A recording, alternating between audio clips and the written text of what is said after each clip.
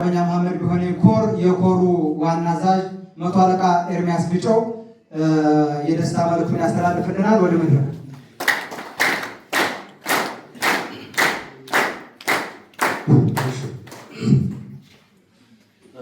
በመጀመሪያ ያው የድርጅታችን የአፋብን ምክትል ተቀዳሚ ሊቀመንበር አርበኛ መከታ ማሞ እንዲሁም የአፋብን ልዩ ዘመቻ ወታደራዊ አዛዥ አርበኛ ልሳን ብርሃኔ፣ በየደረጃ ያላችሁ የሁለቱም እዞች ከፍተኛ አመራሮች፣ የኮር አመራሮች እንዲሁም የተጋበዛችሁ የሃይማኖት አባቶች፣ የሀገር ሽማግሌዎች፣ የጎበዝ አለቃዎች፣ የአባት አርበኞች ይህችን ቀን እንድናይ ፈጣሪ ስለፈቀደ እስኪ በሞራል አመስግኑ።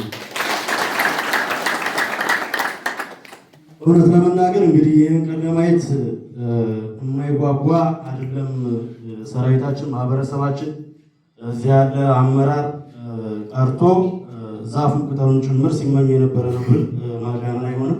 ምክንያቱም በዚህ አንድነት ማጣት ብዙ ዋጋ ከፍለናል፣ ብዙ ሰራዊት አጥተናል፣ ጠላት በእኛ ላይ ተሳልቋል። እኛን በዚህ ልክ መጉዳት የማይችልበት አቅም ነበር የነበረው። ነገር ግን በአንድነት ክፍተታችን ብቻ ብዙ ዋጋ ከፍለናልና እንግዲህ ያንን እንግዲህ የጥላቻ ግንብ ሰብረን እዚህ በጋራ ይህንን ቀን በማየታችን እኔ በግሌ ብዙ ወንድሞቻችን ይህንን ማየት ይፈልጉ ነበር፣ አሁን በህይወት የሉ። ብዙ ጓዶቻችን ይችን ቀን ማየት ሲመኙ የነበሩ ጓዶቻችን በህይወት የሉ።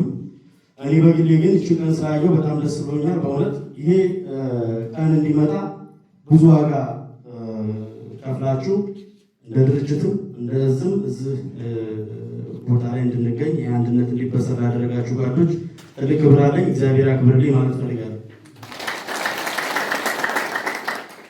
ያው እንግዲህ ነገ ከነገ ወዲያ ደግሞ በጋራ ስራዎችን እየሰራን ከታች እስከ ላይ ጥሩ የአንድነቱን ውጤት እናያለን ብዬ አስባለሁ።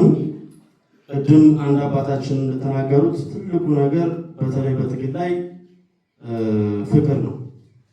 ስለዚህ ፍቅር ካለ ሁሉ ነገር ስለሚኖር ሁሉም ነገር ስለሚስተካከል ብዙ የሚከብድ ነገር ይኖራል ብዬ አላስብም።